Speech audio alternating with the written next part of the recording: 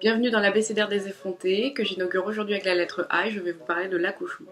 Les combats liés à l'accouchement et à la grossesse sont nés de la volonté des femmes de se réapproprier leur corps, leur expérience. Une femme enceinte n'est pas malade. Les nombreux témoignages recueillis sur le web ont brisé le silence sur les conditions anormales de nombreux accouchements.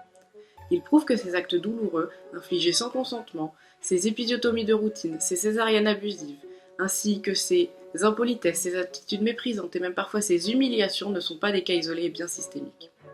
La loi Kouchner est censée garantir depuis 2002 le consentement libre et éclairé des patientes, mais n'est absolument pas appliquée une fois les portes de l'hôpital franchies.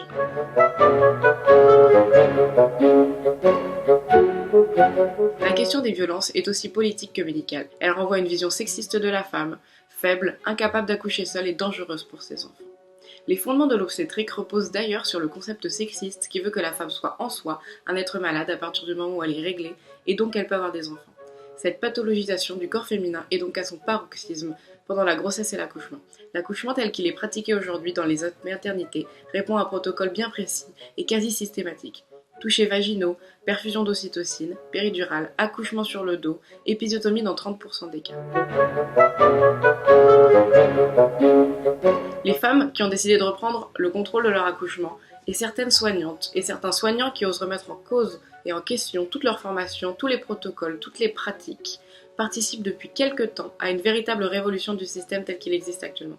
Il faut rendre aux femmes leur capacité à mettre leur enfant au monde. Je vous remercie de m'avoir écouté. Si vous avez besoin de plus d'informations, n'hésitez pas à consulter mon article sur le blog et n'hésitez pas à consulter les autres références bibliographiques que nous avons listées en dessous.